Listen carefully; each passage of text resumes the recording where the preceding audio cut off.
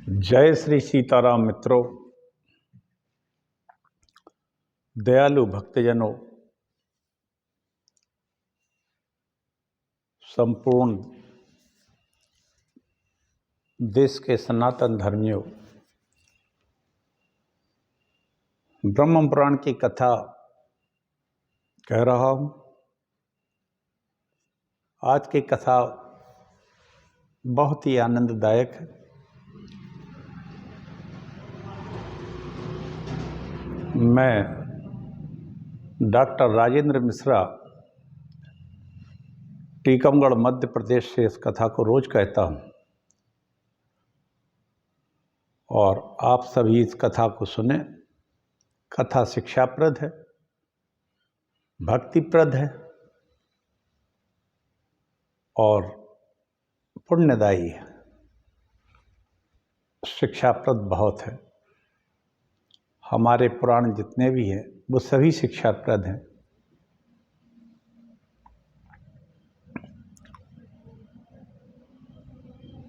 चलिए एक छोटा सा मंगलाचरण करते हैं, इसके बाद कथा को आगे बढ़ाते हैं।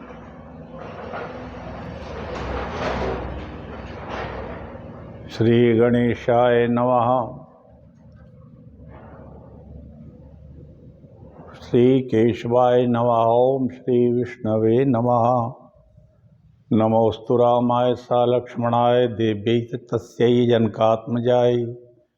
नमोस्तु रुद्रेन्द्रियमानिलेभ्यो नमोस्तु चन्द्राग्निमरुद्गणेभ्यः। नारायणं नमस्कृत्य नरं चैव नरोत्तमं देवीं सरस्वतीं व्यासं ततो जयमुदीरयेत्। जगमंगल गुण ग्राम राम के, दानी मुकुट धन धर्म धाम के। जगमंगल गुण ग्राम राम के, दानी मुकुट धन धर्म धाम के।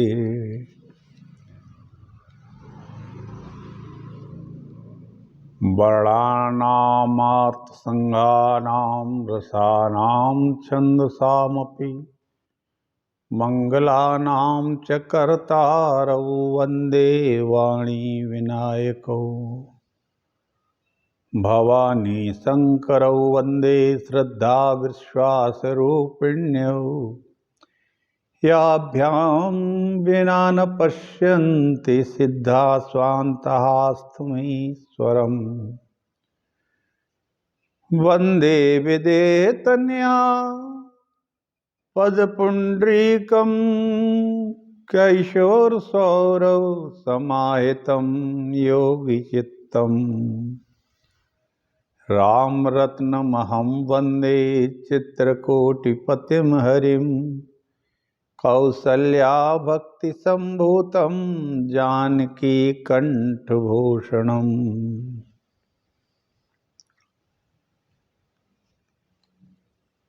व्यापक ब्रह्म निरंजन, व्यापक ब्रह्म निरंजन।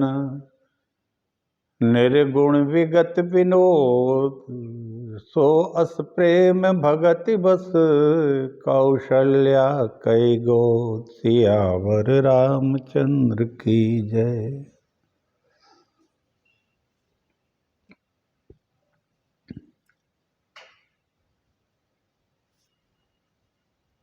आइए हम कथा को शुरू करते हैं। कथा बहुत ही मजेदार और आनंददायक है, बड़ी शिक्षाप्रद है और बड़ी ही मनोरंजक भी है। आज की कथा कंडू मुनि की है। कल हमने जो कथा कही थी उसमें रावण का भगवान श्री हरि के विग्रह को, जो पुरुषोत्तम महाराज की प्रतिमा बनवाई थी ब्रह्मा जी ने विश्वकर्मा से, वो स्वर्गलोक से छीन लाया था। उसको विभीषण जी को दे दिया था। भगवान नारायण की वह प्रतिमा व्यक्ति को, जिस व्यक्ति की जो सेवा उसकी करता था, उसको अजर अमर और सभी सिद्धियां प्रदान करती थी। रावण तो ले तो आया था, लेकिन वो भगवान की भक्ति नहीं कर सका। तमोगुण का प्रकृति होने के कारण नहीं कर। उसने विभीषण जी को दे दी वो प्रतिमा कि तुम इसकी सेवा करो और उसको रखो लंका में। विभीषण जी ने बाद में उसको रघुनाथ जी को दे दिया, या जी कहें कि रघुनाथ जी ले गए, और 11,000 वर्ष तक वो प्रतिमा लंका में रही। लंका में रहने के बाद वो भगवान वासुदेव की प्रतिमा को भगवान राम जी समुद्र को दे गए। फिर समुद्र जी ने कृष्णावतार में पुनः प्रतिमा को प्रकट किया, और जगन्नाथ जी, बलभद्र जी और रघुनाथ जी यानी कि विष्णु भगवान, कृष्ण भगवान पुरुषोत्तम क्षेत्र में आकर उसकी स्थापना कर। अब आइए पुरुषोत्तम क्षेत्र की आगे कथा क्या कहते हैं ब्रह्मा जी, सुनिए। बहुत अच्छी कथा है, कंडू मुनि का चरित्र है। व्यास जी कहते हैं कि मुनिवरों, पुरुषोत्तम क्षेत्र संपूर्ण जीवों के लिए सुखदायी है, धर्म अर्थ काम मोक्ष सभी को देने वाला है। एक कंडू नामक के एक बहुत विख्यात मुनि हो गए हैं, बहुत विख्यात।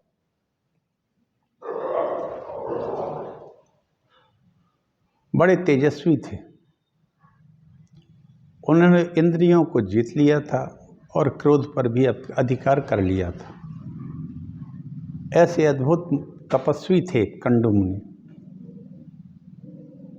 व्यास जी बोले, मुनियों ने पूछा कि वह कौन थे और किस प्रकार की परम गति को प्राप्त थे, हम उनका चरित्र सुनना चाहते हैं। व्यास जी कहते हैं, मुनीश्वरों, कंडू मुनि की कथा बड़ी ही मनोहर है, अत्यंत मनोहर कथा है। मैं संक्षेप में ही कहूँगा। गोमती के किनारे कंदमूल फल, समीदा पुष्प और कुश की अधिकता थी। कंडू मुनि का आश्रम वहीं था। सभी ऋतुओं में फल फूल सुलभ थे। वे पंचधुनी तपते थे। ग्रीष्म में ग्रीष्म पंचाग्नि का ताप सहते, वर्षा में खुली वेदी पर सोते और हेमंत ऋतु में भीगे वस्त्र धारण करके कठोर तपस्या करते। मुनि की तपस्या का बढ़ता हुआ प्रभाव देखकर गंधर्व सिद्ध विद्याधरों को बड़ा विस्मय हुआ। वे कहने लगे, इनका महान धैर्य अद्भुत है, इनकी कठोर तपस्या नितांत आश्चर्यजनक है।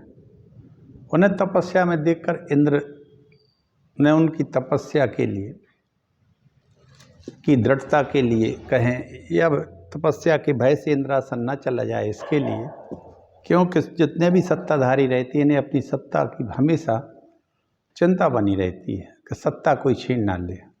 यही आज भी हो रहा है। और सत्ता के लिए ना जाने कितना कितना कुकर्म भी नहीं करते हैं सभी तरह के लोग। जाना होती है सत्ता तो चली ही जाती है। ये अपने अपने भाग्य का और अपने तपस्या का फल है। तब इंद्र ने उनकी तपस्या में विघ्न डालने के लिए प्रमलोचा नाम की एक अप्सरा को भेजा। प्रमलोचा के साथ कामदेव, बसंत सब कुछ आए। उन्होंने गोदावरी के तट पर प्रमलोचा अप्सरा ने अपना बहुत सुंदर स्वरूप बना के और वहाँ बसंत का विस्तार कर दिया। बसंत का विस्तार करके कामदेव ने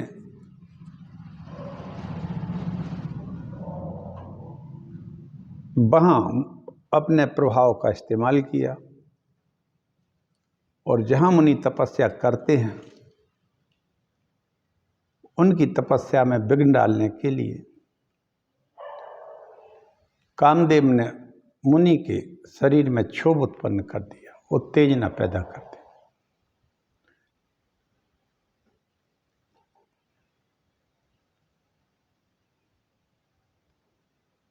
अब एक भय है, प्रमलोचा ने कहा इंद्र से, कहीं मुनि कुपित होकर हमें साप ना दे दें, क्योंकि वो ब्रह्मचर्य व्रत में स्थित है। तब इंद्र ने कहा, सुंदरी में कामदेव, बसंत, दक्षिण समीर सभी को तुम्हारी सहायता में भेजता हूँ। ये सब आश्रम में आ गए आकाश मार्ग से होते हुए, और उसने बड़े ही अच्छा सुंदर गायन शुरू किया मुनि के आश्रम के समीप, और एक सुंदर सुगंधित उत्तेजित करने वाली वायु का, एक दक्षिण वायु कहलाती है, उसका प्रवाह शुरू हो गया। ये सब देखकर मुनि का ध्यान भंग हो गया।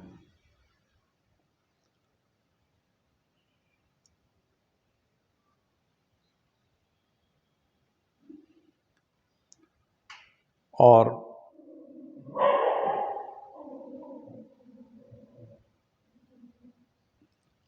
देखते ही देखते मुनि का जैसे ही ध्यान भंग हुआ तो वे काम बाण से पीड़ित हो उठे। उन्होंने देखा कि एक अप्सरा गीत गा रही थी। अप्सरा को देखते ही कंडू ऋषि ने, अप्सरा ने भी मुनि पर दृष्टिपात किया। दोनों ने एक दूसरे को देखा। मुनि के नेत्र आश्चर्य से खिल उठे। इतनी सुंदर स्त्री को देखकर, अब वो तो अप्सराएं हैं, वो भी इंद्र की अप्सराएं हैं, साधारण तो है नहीं है। और वो असाधारण सुंदरता देखी उसने, बड़ी मनोहर लगी। उसी समय उसने कुछ अपने अंग दिखाने की कोशिश की। तब मुनि बोले कि तुम कौन हो, कहाँ से आई हो, क्या हो? तो प्रमलोचा नाम की वो अप्सरा बोली कि मैं तो आपकी सेविका हूँ, फूल लेने के लिए यहाँ आई हुई हूँ, आज्ञा दीजिए, मैं आपकी क्या सेवा कर सकती हूँ। काम के बाण से अत्यंत आहत थे मुनि कंडू। उन्होंने कहा, तुम मेरी सेवा करने का जो संकल्प तुमने लिया है, तो मैं तुम्हारे ऊपर मोहित हो गया हूँ। और उसका हाथ पकड़ लिया। हाथ पकड़कर उसे वायु उसे लेकर अपने आश्रम में प्रवेश किया। यह देखकर कामदेव और दक्षिण वायु बसंत कृतकृत हो जैसे आए थे, उसी प्रकार स्वर्ग को चले गए। जब वो स्वर्ग को चले गए सभी लोग, वहाँ पहुंचकर उन्होंने इंद्र से प्रमलोचा और मुनि की सारी चेष्टा कह सुनाई। यह सुनकर इंद्र और संपूर्ण देवताओं का चित्त भी प्रसन्न हो गया कि जिस काम के लिए तुमने लोगों को भेजा था वो पूरा हो गया। और इस तरह से कंडू ऋषि ने कुटिया के अंदर जाके अपने आप को 16-17 वर्ष का तरुण बना लिया। और इस तरह से दोनों कामदेव के वशीभूत हो गए और उन्होंने अपनी तपस्या की हानि नहीं समझ पाए। और इस तरह कंडू मुनि को ठगती रही वो प्रमलोचा अप्सरा। अब मित्रों, यहाँ एक बात है, आजकल इसको एक नया नाम दे दिया गया है, लिव इन रिलेशनशिप। एक बड़ा ही गंदा और घटिया नाम दिया गया और अत्यंत घृणित कार्य भी है। ये अच्छा नहीं है, क्योंकि यहाँ तो बड़े बड़े मुनि भ्रष्ट हो गए। इसलिए सदैव ना महिलाओं को ऐसा करना चाहिए, ना पुरुषों को। इससे सनातन संस्कृति बिगड़ती है और इसका प्रभाव भी अच्छा नहीं है। इसी के समझाने के लिए कथाएं पुराण में हैं, ताकि सभी लोग इसको समझें और उस पर चलें। ये बड़ी शिक्षाप्रद है। तो एक दिन प्रमलोचा ने मंदराचल की गुफा में जब 100 वर्ष हो गए तो उसने कहा कि मुनि मेरा समय पूर्ण हो गया है, मैं जाना चाहती हूँ, मुझे आज्ञा दें। मुनि इतने आसक्त थे कि उन्होंने 100 वर्ष का ध्यान ही नहीं था और वो बोले, सुंदरी तुम मत जाओ,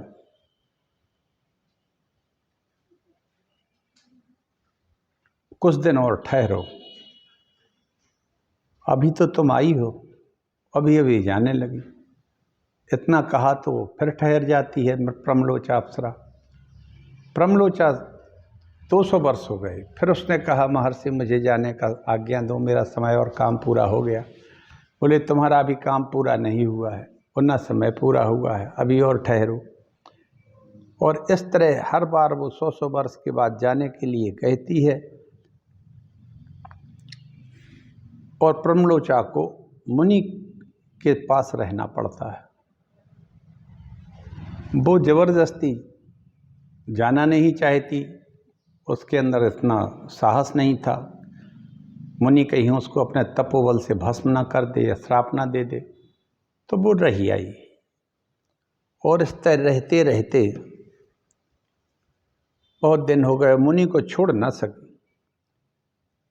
और मुनि कंडू भोगों में आसक्त हो दिन रात उसके साथ रमण करते रहे, किंतु उनकी तृप्ति नहीं हुई। उसके प्रति नित्य नूतन प्रेम बढ़ता गया, हर दिन एक और अच्छा प्रेम आया। इस तरह से उसने शुभ व्यवहार किया मुनि से कि मुनि उसको छोड़ने को तैयार नहीं। अब वो तो बड़ी ही संभ्रांत जगह से आई थी, इसलिए उसने अपने व्यवहार का अच्छा परिचय दिया। एक दिन कंडू मुनि बड़ी उतावली के साथ आश्रम से बाहर भागे, निकलने लगे और उत्तर दिया, शुभ्रे आज दिन बीत चला है और मैं संध्या नहीं कर पाया हूँ। आहा, जब भगवान की कृपा हुई तब उनको ध्यान आया कि मैं तो अपना काम जो संध्या बंदन तब करता था वो आज कर नहीं पाया हूँ। आज संध्या उपासन कर लूँ, नहीं तो कर्म का और धर्म का लोप हो जाएगा। प्रमलोचा बड़ी प्रसन्नता हुई। उसने हंसकर पूछा, सब धर्मों के ज्ञाता महात्मा जी, क्या आज ही आपका दिन बीता है?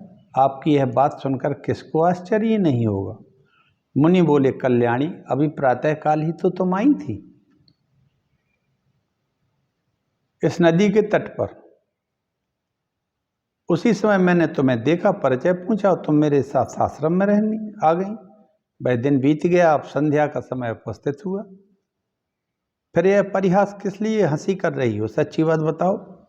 प्रमलोचा ने कहा, ठीक है, मैं प्रातःकाल ही आई थी, इसमें तनिक भी मिथ्या नहीं है, किंतु उस प्रातःकाल जिस दिन में आई थी तब से आज सैकड़ों वर्ष बीत चुके हैं। यह सुनकर मुनि को बड़ा भय हुआ। उन्होंने विशाल नेत्रों वाली अप्सरा से पूछा है, बताओ तो सही, तुम्हारे साथ निरंतर रमण करते हुए, काम में लगे हुए, काम के अधीन रहते हुए अब तक मेरा कितना समय बीत गया है? तब प्रमलोचा ने मुनि से कहा, आपने हमारे साथ जो रमण किया है, जिस दिन से मैं आई हूँ आप उस दिन से हमारे साथ हमारी सुंदरता में आसक्त हुए, दिन रात भोग करते रहे, और ये 907 वर्ष बीत चुके हैं। हमें आए हुए आपकी इस कुटी में, मंदराचल की गुफा में रहते हुए 907 वर्ष 6 महीने और आज 3 दिन है। 907 वर्ष 6 महीने और 3 दिन हो चुके हैं। ऋषि ने कहा, सुभैया क्या सत्य कहती है अथवा परिहास की बात है? मुझे तो ऐसा जान पड़ता है कि तुम्हारे साथ मैं केवल 1 दिन ही रहा हूँ। प्रमलोचा बोली, आपके समीप में झूठ कैसे कह सकती हूँ, विशेषतः ऐसे अवसर पर जबकि आप धर्म मार्ग का अनुसरण करते हुए हमसे पूछ रहे हैं। आप धर्म मार्ग पर जा रहे हैं तो हम क्यों झूठ बोलेंगे? प्रमलोचा बोली कि धर्म मार्ग का अनुसरण करते हुए आप पूछ रहे हो, हम आपसे जो कह के रहे सत्य है। 907 वर्ष हो चुके हैं, 6 महीने हो चुके हैं, आज तीसरा दिन है। अप्सरा की बात सुनकर मुनि को बड़ा कष्ट हुआ और वे अपनी निंदा करती हुए बोले, हाय मुझे इस दुराचारी मुझ दुराचारी को धिक्कार है। मेरा जैसा दुराचारी कोई नहीं हो सकता, धिक्कार है मुझे, मेरी तपस्या को नष्ट कर दिया। ब्रह्म वेत्ताओं का जो धन है वो तपस्या ही तो होती है, वो चला गया और मेरा विवेक भी छिन गया। जान पड़ता है कि मनुष्य को मोह में डालने के लिए ही किसी ने युक्ति नारी की सृष्टि की है। मुझे तो अपने मन को जीतकर क्षुधा, पिपासा, राग, द्वेष, जरा, मृत्यु इन 6 उर्मियों से अतीत पर ब्रह्म का ज्ञान प्राप्त करना चाहिए। इसके विपरीत जिसने मेरी ऐसी दुर्गति की है उस काम रूपी महान ग्रह को भी धिक्कार है। यह काम नरक ग्राम में ले जाने वाला है। इसने आज मेरे संपूर्ण वेदों के स्वाध्याय, व्रत और समस्त साधनों पर पानी फेर दिया। कण्व ऋषि को एक बहुत आत्मग्लानि हो गई कि हमारे संपूर्ण तप को, धर्म को, हमारे ज्ञान को के ऊपर इस ब्रह्मलोचा ने पानी फेर दिया इसकी सुंदरता में। इस प्रकार स्वयं ही अपनी निंदा करते हुए मुनि के पास बैठी अप्सरा से बोले, पापिनी, अरे तेरी पापनी की, तेरी जहाँ इच्छा हो चली जा, तुझे जो करना हो उसे तूने पूरा तो कर ही लिया है। मैं तुझे अपने क्रोध की प्रचंड आग से भस्म भी नहीं कर सकता। इसमें एक कारण है कि सत्पुरुषों के साथ, जो सत्पुरुष होते हैं, अच्छे आदमी होते हैं, सत्पुरुषों के साथ 7 कदम चलने से मित्रता हो जाती है। मात्र 7 कदम में मित्रता हो जाती है अच्छे आदमी सत्पुरुषों के साथ। फिर तू तो मेरे साथ बहुत दिनों से रह रही है, चिरकाल से तू निवास कर चुकी है तू मेरे साथ, अतः तेरा क्या दोष, तेरी क्या हानि करूं, और सारा दोष तो मेरा ही है, क्योंकि मैं ही ऐसा अजितेंद्रिय निकला। तू तो इंद्र का प्रिय करने के लिए आई थी ब्रह्मलोचा, और मेरी तपस्या का सत्यानाश कर चुकी है। अपने कटाक्ष के महा मोहमय मंत्र से तूने मुझे घृणित कर दिया। अब चली जा, अब चली जा यहाँ से। इस प्रकार मुनि कंडू ने क्रोधपूर्वक उसको फटकार दिया। वह कांपती हुई आश्रम से बाहर निकली और आकाश मार्ग से जाने लगी। अभी क्या, अब यहाँ एक नई बात आती है। ब्रह्मलोचा अप्सरा के पेट में था, तो गर्भ था, वो कण्व मुनि का था। वो प्रेग्नेंट हो गई थी, गर्भवती हो गई थी। तब जाते समय उसने एक पुत्री को जन्म दिया और उसका नाम था मारीसा। ब्रह्मलोचा अप्सरा के गर्भ से एक पुत्री का जन्म हुआ, उसका नाम था मारीसा। गर्भ धीरे धीरे पुष्ट होकर मारीसा नाम की कन्या उत्पन्न हो गई, जो वृक्षों की पुत्री कहलाई। उसके नेत्र बड़े मनोहर थे। वह प्रचेत शोक की पत्नी बनी। प्रचेता जो हैं उनकी पत्नी मारीसा है। ध्यान रखने लायक योग बात, ये देवता हैं प्रचेता। और सबसे बड़ी बात तो है कि ये मारीसा जो है, इनके पुत्र हुआ, उसका नाम था दक्ष प्रजापति। दक्ष का जन्म हुआ मारीसा से। ये मारीसा जो है कंडू मुनि की ब्रह्मलोचा नाम की अप्सरा से पुत्री पैदा हुई थी, उसका नाम मारीसा। मारीसा प्रचेता की पत्नी हुई और उनसे जो दक्ष महाराज की उत्पत्ति हुई। इधर महर्षि कंडू तपस्या क्षीण होने पर श्री विष्णु के निवास स्थान पुरुषोत्तम क्षेत्र यानी कि जगन्नाथपुरी उड़ीसा में की ओर चले गए। हरि का दर्शन किया। मुनि ने अपने कृत को कृत्य माना और वहां अपनी दोनों बाहें ऊपर करके एकाग्र चित्त होकर ब्रह्मपार स्तोत्र का जप करते हुए भगवान की आराधना करने लगे। यह ब्रह्मपार स्तोत्र जो है सभी को श्रवण करना चाहिए, जिसका जप करते हुए कंडू मुनि ने विष्णु की आराधना की।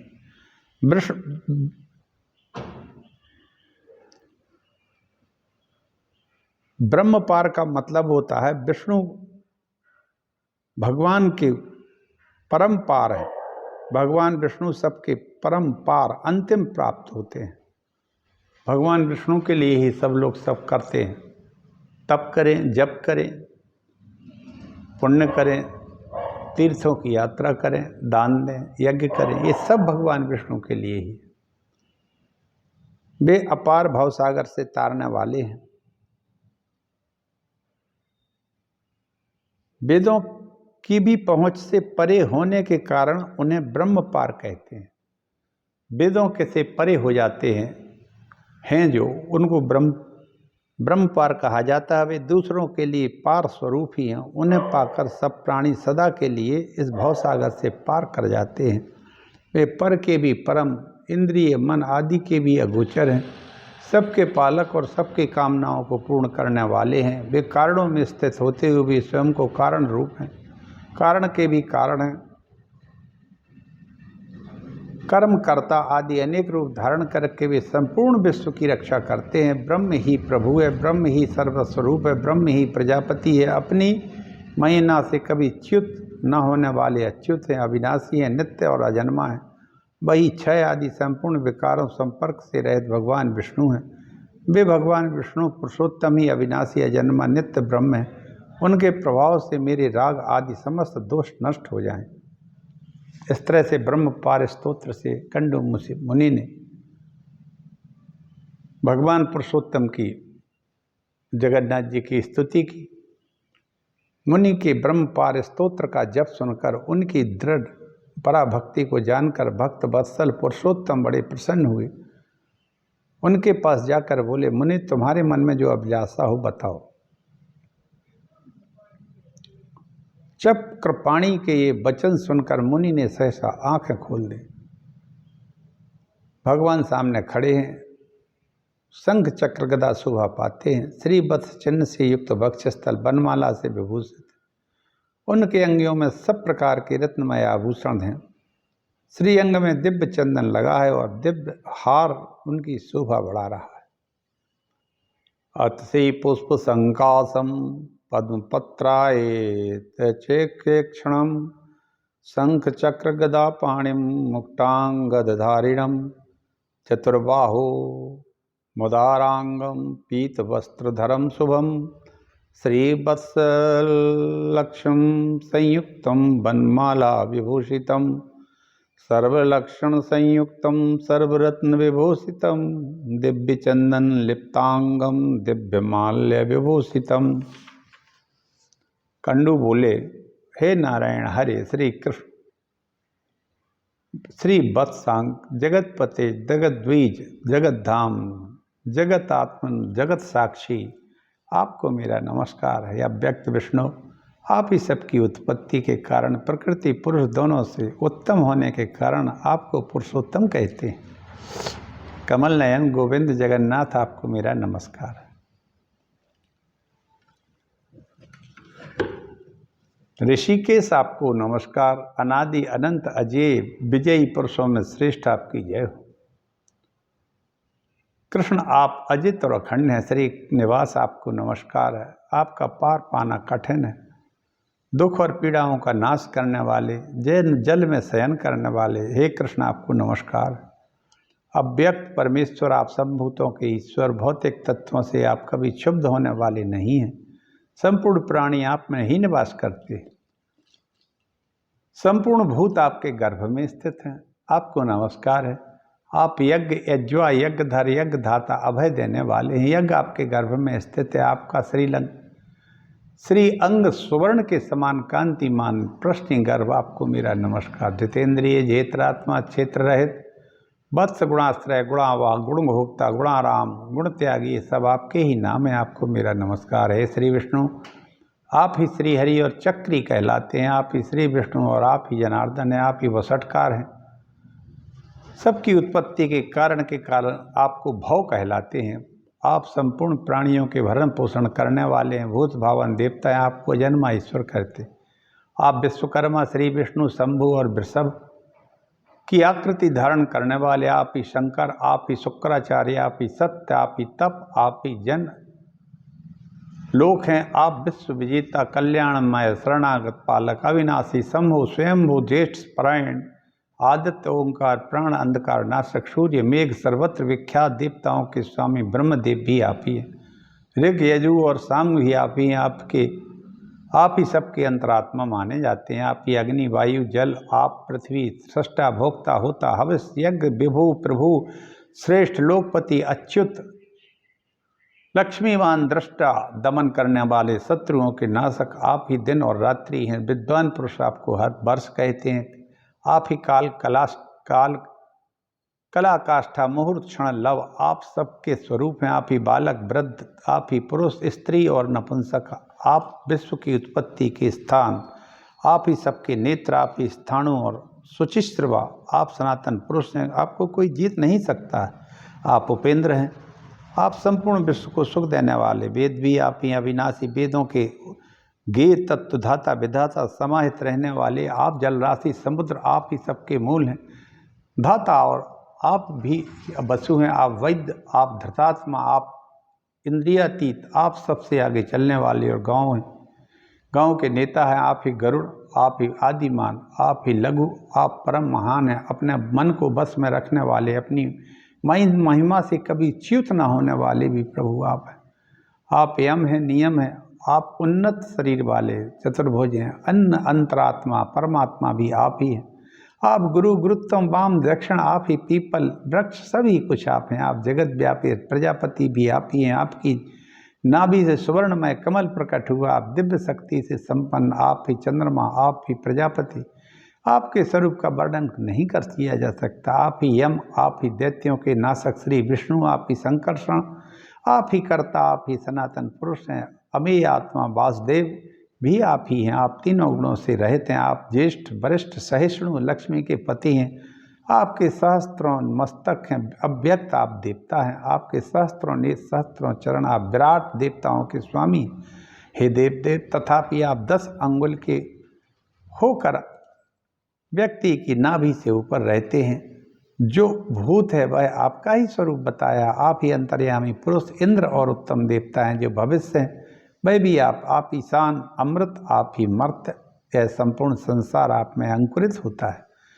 अतः आप महान और सबसे उत्तम हैं। देव आप ज्येष्ठ हैं श्रेष्ठ हैं पुरुष और आप ही 10 प्राणवायु के रूप में स्थित हैं। आप विश्वरूप होकर 4 भागों में स्थित है। अमृत स्वरूप होकर 9 भागों में 9 भागों सहित सनातन पौर से पुरुष धारण करके अंतरिक्ष में निवास करते हैं। आप पृथ्वी में स्थित हैं। आप यज्ञों की उत्पत्ति के कारण हैं। जगत में वृष्टि करने वाले हैं। आप ही विराट पुरुष हैं और आपसे ही विराट की उत्पत्ति भी हुई है। जो संपूर्ण जगत के हृदय में अंतर्यामी पुरुष के रूप में विराजमान है वह विराट पुरुष अपने तेज यश ऐश्वर्य के कारण संपूर्ण भूतों में विशिष्ट है। आपसे ही देवताओं का आहारभूत आहवनीय घृत उत्पन्न हुआ। ग्राम्य जंगली औषधियाँ पशु मृग आपसे ही प्रकट हुए हैं। देवदेव आप ध्येय और ध्यान से परे हैं। आप ही औषधियों को उत्पन्न करते हैं। आप ही 7 मुखों वाले आप स्थावर जंगम चर अचर संपूर्ण आपसे ही प्रकट हुआ है। आप में ही स्थित है। आप अनिरुद्ध वासुदेव प्रद्युम्न दैत्य नाशक संकर्षण देव आप संपूर्ण देवताओं में श्रेष्ठ और समस्त विश्व के परम आश्रय हैं। कमल नयन मेरी रक्षा कीजिए। हे कमल नयन मेरी रक्षा कीजिए। नारायण आपको नमस्कार विष्णु नमस्कार पुरुषोत्तम को नमस्कार सर्वलोकेश्वर को नमस्कार कमलालय को नमस्कार गुणालय को नमस्कार गुणाकर को नमस्कार आपको नमस्कार। हे वासुदेव चतुर्भुज आपको नमस्कार। सर्वोत्तम आपको नमस्कार है। हे जनार्दन आपको नमस्कार है। हे सनातन आपको नमस्कार है। आहा कैसा ब्रह्म पारस्तोत्र कहा है कण्व ऋषि ने। योगिगम परमेश्वर को नमस्कार है। योगाश्रय को नमस्कार। श्री विष्णु को नमस्कार। दिवस्पति पुंडरीकाक्ष कैटअप को मारने वाले नारायण सुब्रह्मण्य आपको नमस्कार। पीठ पर वेदों को धारण करने वाले अच्युत आपको नमस्कार। आप समुद्र के जल को मत डालने और लक्ष्मी को आनंद देने वाले हैं। आपको नमस्कार। विशाल नासिका वाले अश्वमुख भगवान हयग्रीव महापुरुष विग्रह आप मधु कैटअप का नाश करने वाले आपको नमस्कार। आप पृथ्वी के ऊपर उठाने के लिए विशाल कच्छप का शरीर धारण करने वाले आपने अपनी पीठ पर मंदराचल को धारण किया है। महाकूर्म स्वरूप आप भगवान को नमस्कार। पृथ्वी का उद्धार करने वाले महावराह को नमस्कार। अपने ही पहले वराह रूप को धारण किया आदि वराह कहलाते हैं। विश्वरूप विधाता हैं, सूक्ष्म मुख्य श्रेष्ठ परमाणु योगी गम आपको नमस्कार।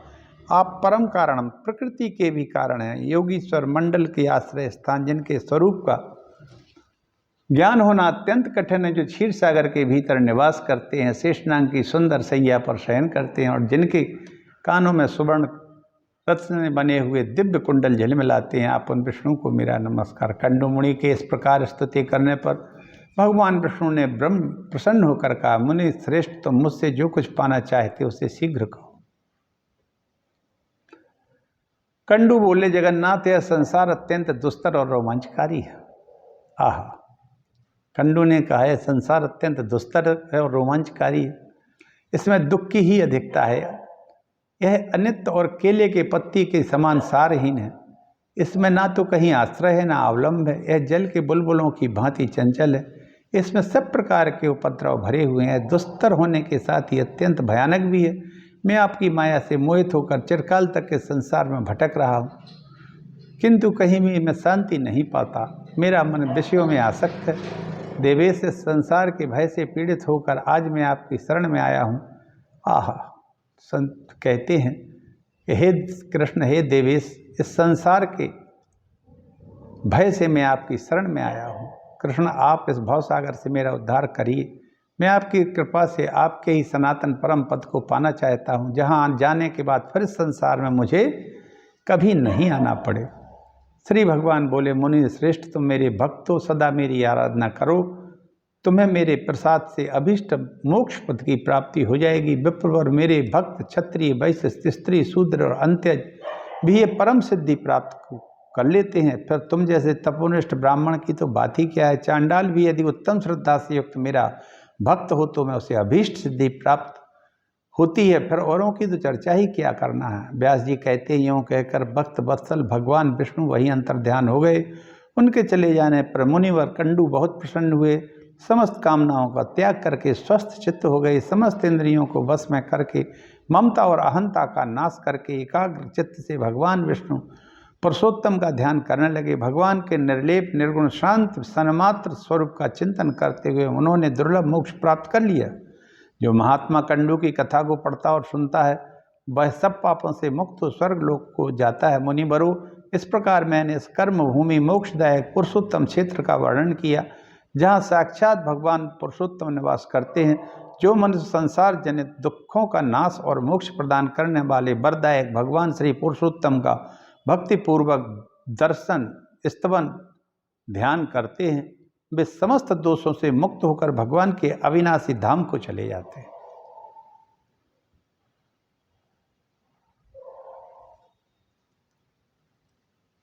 मित्रों, आज मैं अपनी वाणी को यहीं विराम देता हूँ। निश्चित ही आप लोगों को बड़ा अच्छा लगा होगा कंडू मुनि का चरित्र, दक्ष का जन्म और उनके पुत्री मारीसा की भी कथा है। और ब्रह्मपार स्तोत्र का मैंने पाठ किया है। ये ब्रह्मपार स्तोत्र का जो कोई इसको पढ़ता है वो भगवान की कृपा उस पर हो जाती है और वो परम धाम को जाता है। सभी लोगों के ऊपर भगवान श्री हरि की कृपा बनी रहे। यह ब्रह्म पुराण ब्रह्म के निरूपण का हर अध्याय में पद पद पर हर श्लोक में व्याख्या करते हैं। ब्रह्मा जी, आप सबको अच्छा लगा होगा। आप पर भगवान की कृपा बनी रहे। आप सभी भगवान की भक्ति में सदैव प्रयत्नशील रहें।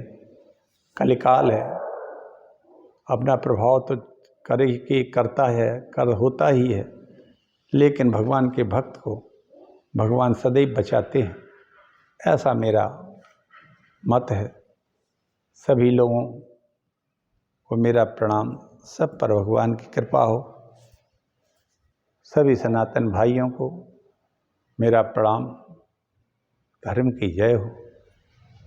वंदे मातरम। जय श्री राम।